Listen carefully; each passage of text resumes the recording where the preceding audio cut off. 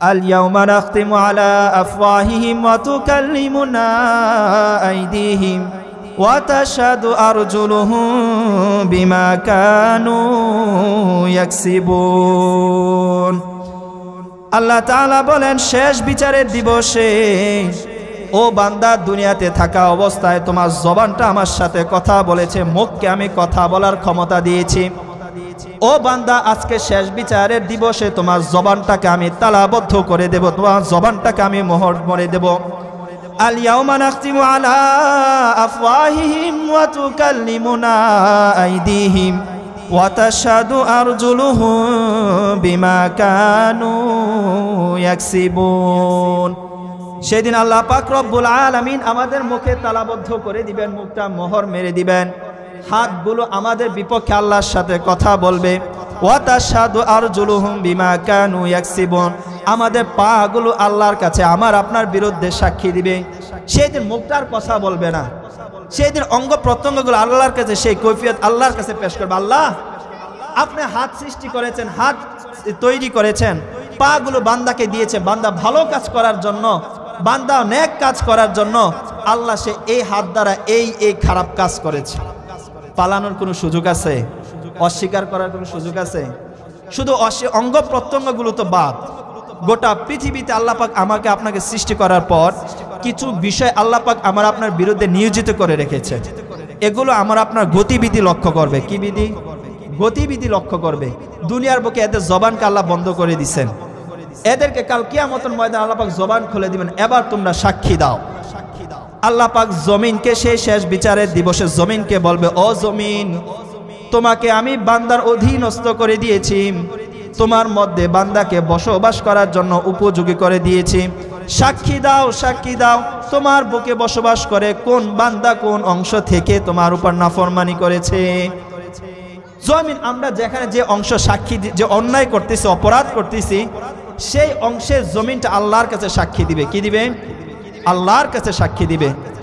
সূরাতুল জিলজালের মধ্যে আল্লাহ তাআলা বলেন, ইদা জুলজিলাতিল আরদু জিলজালাহা ওয়া আখরাজাতিল আরদু আসকালাহা ওয়া ক্বালাল ইনসানু মা লাহা ইয়াউমাইযিন তুহাদ্দিসু আখবারাহা বিআন্না রাব্বাকা আওহা লাহা। সেই দিন জমিন যখন প্রকম্পনকারী প্রকম্পিত করে তুলবে। ওয়া আখরাজাতিল আরদু আসকালাহা, জমিনের মধ্যে থাকা সমস্ত ভারী জিনিস সেটা বের করে দিবে। মানুষগুলো এই জমিনের এরকম আচরণ দেখে বলবে, ওয়াকালাল ইনসানু মা লাহা, মানুষ সেদিন জমিনকে দেখে বলবে আজকে জমিনের কি হলো, এরকম আচরণ করতেছে কেন জমিন। ওয়াকালাল ইনসানু মা লাহা ইয়াউমাইযিন তুহাদ্দিসু আখবারাহা, সেই দিন জমিন তার মাঝে থাকা সমস্ত সুপ্ত খবর, সমস্ত গোপন খবরগুলো ওপেন করে দিবে এবং বলবে বিআন্না রাব্বাকা আওহা লাহা, আল্লাহ তাআলা আমাকে আদেশ করেছেন। এই কারণে মুহতারাম হাজিরিন, আমাদের অঙ্গ প্রত্যঙ্গগুলো আমরা যা কিছু করতেছি এগুলো আল্লাহর কাছে সাক্ষী দিবে। যে জমিনটার উপরে দাঁড়িয়ে আমি আপনার অন্যায় কাজ করতেছি, সেই জমিনটা আমার আপনার বিরুদ্ধে কি করবে? সাক্ষী দিবে। এই কারণে মুহতারাম হাজিরিন, সতর্ক হয়ে যাই আমরা, কোনো কিছু আমাদের পক্ষে থাকবে না যদি একমাত্র নেক আমলগুলো আমার আপনার পক্ষেই থাকবে। আল্লাহ রাসূল হাদিসের মধ্যে বলেন, এক সন্তানের সাথে দেখা হওয়ার পর বাবা বলবে, বাবা সন্তানকে বলবে দুনিয়ার মধ্যে থাকা অবস্থায় আমি তোমার কাছে কেমন প্রিয় ছিলাম। সন্তান বলে, বাবা তুমি আমার কাছে শ্রেষ্ঠ বাবা ছিলা, পৃথিবীর বুকে আমার চাহিদা পূরণ করার জন্য, আমার ইচ্ছাগুলো বাস্তবায়ন করার জন্য আপনি আপ্রাণ চেষ্টা করেছেন, দুনিয়ার মধ্যে আপনি শ্রেষ্ঠ বাবা ছিলেন আমার কাছে। বাবা বলবে, বাবা তোমার জন্য পৃথিবীর বুকে এত কষ্ট করেছি, আজকে দেখো আমার একটা নেকির জন্য আমি জান্নাতে যেতে পারতেছি না। কয়টা নেকি? একটা নেকির জন্য বাবা আমি জান্নাতে যেতে পারতেছি না, আমাকে একটা নেকি তুমি দিবা। সন্তান কি বলবে? শুনে রাখেন। সন্তান বলবে, বাবা আপনি এই সময় শেষ বিচারের দিন যা চাইবেন আমি তা দেব, কিন্তু একটা কেন 1% নেকি দিতে আমি রাজি না। এই হচ্ছে বাবা ছেলের অবস্থা, এ হচ্ছে বাবা ছেলের অবস্থা। সে কঠিন বিচারের দিবসে কেউ আমার আপনার জন্য সুপারিশ করবে না, প্রত্যেকে নবী রাসূল পর্যন্ত ইয়া নাফসি ইয়া নাফসি করতে থাকবে। কিন্তু আমাদের মায়ার নবী আমাদেরকে ছাড়া জান্নাতে যেতে রাজি হবে না। আবার আল্লাহর রাসূল সেজদায় পড়ে কান্না শুরু করবেন। আল্লাহ তাআলা বলবেন, ও মুহাম্মদ মাথা উঠান, ইরফা রাসাকা সাল তুতি, মাথাটা উঠান, কান্না বন্ধ করেন, কি চাইবেন চান আমি আল্লাহ তাআলা দিয়ে দেব। আল্লাহ রাসূল বলবেন, ইয়া রাব্বি আল্লাহ, এক শস্য দানা পরিমাণ ইমানের কারণে জান্নাতে যাওয়ার ঘোষণা দিয়েছেন, আধা শস্য ঈমান থাকার কারণে জান্নাতে যাওয়ার ঘোষণা আপনি দিয়েছেন, এরপরে আমার বাকি উম্মতদেরকে ছাড়া আমি জান্নাতে যেতে পারবো না। আল্লাহ তাআলা বলেছেন, ও মুহাম্মদ, ঠিক আছে, যার অন্তরে এক জাররা পরিমাণ ঈমান থাকবে আপনি নবী সে উম্মতদেরকে নিয়ে জান্নাতে ঢুকে যান, আমি আল্লাহ কোনো বাধা দেব না। সুবহানাল্লাহ। যার মধ্যে, যার অন্তরে এক জাররা পরিমাণ ঈমান থাকবে, ও মুহাম্মদ, তাকে নিয়ে আপনি জান্নাতে প্রবেশ করেন, তাকে নিয়ে আপনি জান্নাতে ঢুকে যান, আমি আল্লাহ কোনো বাধা দেব না। অতএব মুহতারাম হাজিরিন, জাহান্নামের ভয় আমার আপনার অন্তরে না থাকার কারণে আজকে আমরা বিভিন্ন অন্যায়ের মধ্যে লিপ্ত, ঠিক না ঠিক? আল্লাহর ভয় আমার অন্তরে না থাকার কারণে আমি বিভিন্ন অন্যায়ের মধ্যে লিপ্ত। কবরে আযাবের ভয় আমার আপনার অন্তরে না থাকার কারণে আমরা বিভিন্ন অন্যায়ের মধ্যে লিপ্ত। অথচ রাসূলের অবস্থা কেমন ছিল জানেন? তিনি তো সাইয়্যিদুল মুরসালিন, খাতামুন নাবিয়্যিন, মাসুম ছিলেন, যার কোনো অন্যায় অপরাধ ছিল না, যার ব্যাপারে অপরাধ ভাবাটাও সেটা নিষিদ্ধ ছিল। সে রাসূল বলতেছেন, আল্লাহ পাক সে রাসূলের কথাই কোরআনে বলতেছেন, আমি আল্লাহ তাআলার সাথে অবাধ্যতা করতে পারবো না। কেন?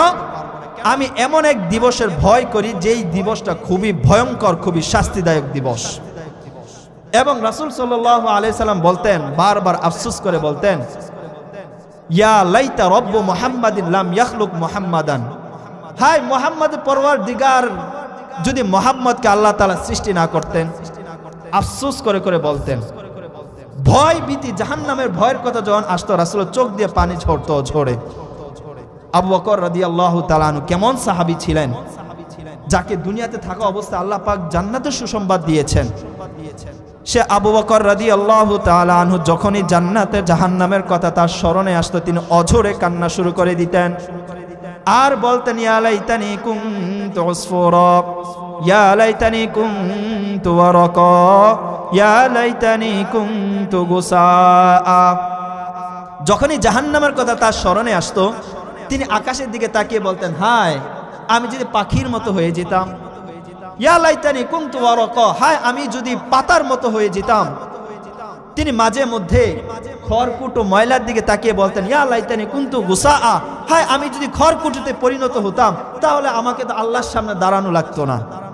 কেমন ভয় তাদের মধ্যে ছিল। ওমর রাদিয়াল্লাহু তাআলা আনহু, যিনি দুনিয়াতে থাকা অবস্থায় জান্নাতে সুসংবাদ পেয়েছেন, সে ওমরের অবস্থা কেমন ছিল বিভিন্ন ঘটনার মধ্যে বর্ণিত হয়েছে। তিনি জাহান্নামের ভয়ে কান্না করতে করতে এমন অবস্থায় হয়েছে যে তার দুই পাশে কান্নার পানি পড়ার কারণে দুই পাশে দাগ পড়ে গেছে। কেমন কান্না করতেন। আজকে তো আমাদের জাহান্নামের কোনো ভয়ই নাই, আছে? জাহান্নামের আমাদের অন্তরে কোনো ভয়ই নাই, যার কারণে আজকে আমাদের অন্তরে জাহান্নামের ভয় না থাকার কারণে, আল্লাহর ভয় না থাকার কারণে আমরা বিভিন্ন অন্যায় অপরাধের মধ্যে লিপ্ত, ঠিক না ঠিক? যাদের অন্তরে আল্লাহর ভয় আছে, যেটা এটা বিশ্বাস রাখে, ভয় আছে, আমাকে তো আল্লাহর সামনে দাঁড়াতে হবে, ঠিক না ঠিক? আমাকে তো আল্লাহর সামনে দাঁড়াতে হবে। আরে ভাই, দুনিয়ার সমস্ত কিছু তো আমার আপনার সুপারিশ করবে না। স্বয়ং আমার শরীরে যে অঙ্গ প্রত্যঙ্গগুলো আছে এইগুলো তো আমার আপনার বিরুদ্ধে আল্লাহর কাছে সাক্ষী দিবে। কি দিবে বলেন? আমার বিরুদ্ধে আল্লাহর কাছে সাক্ষী দিবে। আল্লাহ তাআলার কাছে হাত কথা বলবে, আল্লাহ তাআলার কাছে পা কথা বলবে, আল্লাহ তাআলার কাছে আমাদের চক্ষুগুলো সাক্ষী দিবে। আল্লাহ তাআলা সূরাতুল ইয়াসিনের মধ্যে বলেন, আল ইয়াউমা নাখতিমু আলা আফওয়াহিহিম ওয়া তুকাল্লিমুনা আইদিহিম ওয়া তাশহাদু আরজুলুহুম বিমা কানু ইয়াকসিবুন। আল্লাহ তাআলা বলেন, শেষ বিচারের দিবসে ও বান্দা, দুনিয়াতে থাকা অবস্থায় তোমার জবানটা আমার সাথে কথা বলেছে, মুখকে আমি কথা বলার ক্ষমতা দিয়েছি।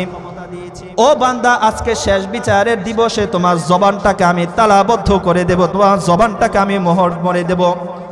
আল ইয়াউমা নাখতিমু আলা আফওয়াহিহিম ওয়া তুকাল্লিমুনা আইদিহিম ওয়া তাশহাদু আরজুলুহুম বিমা কানু ইয়াকসিবুন।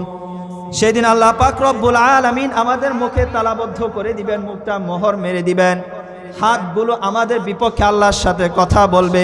ওয়া তাশহাদু আরজুলুহুম বিমা কানু ইয়াকসিবুন, আমাদের পাগুলো আল্লাহর কাছে আমার আপনার বিরুদ্ধে সাক্ষী দিবে। সেই দিন মুখটার কথা বলবে না, সেই দিন অঙ্গ প্রত্যঙ্গগুলো আল্লাহর কাছে সেই কৈফিয়ত আল্লাহর কাছে পেশ করবে। আল্লাহ, আপনি হাত সৃষ্টি করেছেন, হাত তৈরি করেছেন, পাগুলো বান্দাকে দিয়েছে বান্দা ভালো কাজ করার জন্য, বান্দা নেক কাজ করার জন্য। আল্লাহ সে এই হাত দ্বারা এই খারাপ কাজ করেছে। পালানোর কোনো সুযোগ আছে? অস্বীকার করার কোনো সুযোগ আছে? শুধু অঙ্গ প্রত্যঙ্গগুলো তো বাদ, গোটা পৃথিবীতে আল্লাহ পাক আমাকে আপনাকে সৃষ্টি করার পর কিছু বিষয় আল্লাহ পাক আমার আপনার বিরুদ্ধে নিয়োজিত করে রেখেছে। এগুলো আমার আপনার গতিবিধি লক্ষ্য করবে। কি বিধি? গতিবিধি লক্ষ্য করবে। দুনিয়ার বুকে এদের জবানকে আল্লাহ বন্ধ করে দিছেন, এদেরকে কাল কিয়ামতের ময়দানে আল্লাহ পাক জবান খুলে দিবেন, এবার তোমরা সাক্ষী দাও।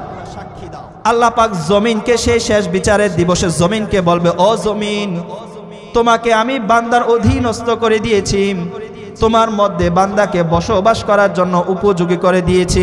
সাক্ষী দাও, সাক্ষী দাও, তোমার বুকে বসবাস করে কোন বান্দা কোন অংশ থেকে তোমার উপর নাফরমানি করেছে। জমিন আমরা যেখানে যে অংশ সাক্ষী, যে অন্যায় করতেছি, অপরাধ করতেছি, সেই অংশের জমিনটা আল্লাহর কাছে সাক্ষী দিবে। কি দিবে? আল্লাহর কাছে সাক্ষী দিবে। সূরাতুল জিলজালের মধ্যে আল্লাহ তাআলা বলেন, ইদা জুলজিলাতিল আরদু জিলজালাহা ওয়া আখরাজাতিল আরদু আথকালাহা ওয়া ক্বালাল ইনসানু মা লাহা ইয়াউমাইযিন তুহাদ্দিসু আখবারাহা বিআন্না রাব্বাকা আওহা লাহা। সেই দিন জমিন যখন প্রকম্পিত করে তুলবে, ওয়া আখরাজাতিল আরদু আসকালাহা, জমিনের মধ্যে থাকা সমস্ত ভারী জিনিস সেটা বের করে দিবে। মানুষগুলো এই জমিনের এরকম আচরণ দেখে বলবে, ওয়াকালাল ইনসানু মা লাহা, মানুষ সেদিন জমিনকে দেখে বলবে, আজকে জমিনের কি হলো, এরকম আচরণ করতেছে কেন জমিন। ওয়াকালাল ইনসানু মা লাহা ইয়াউমাইযিন তুহাদ্দিসু আখবারাহা, সেই দিন জমিন তার মাঝে থাকা সমস্ত সুপ্ত খবর, সমস্ত গোপন খবরগুলো ওপেন করে দিবে এবং বলবে, বিআন্না রাব্বাকা আওহা লাহা, আল্লাহ তাআলা আমাকে আদেশ করেছেন। এই কারণে মুহতারাম হাজিরিন, আমাদের অঙ্গ প্রত্যঙ্গগুলো আমরা যা কিছু করতেছি এগুলো আল্লাহর কাছে সাক্ষী দিবে। যে জমিনটার উপরে দাঁড়িয়ে আমি আপনি অন্যায় কাজ করতেছি, সেই জমিনটা আমার আপনার বিরুদ্ধে কি করবে? সাক্ষী দিবে। এই কারণে মুহতারাম হাজিরিন, সতর্ক হয়ে যাই আমরা, কোনো কিছু আমাদের পক্ষে থাকবে না যদি একমাত্র নেক আমলগুলো আমার আপনার পক্ষেই থাকবে।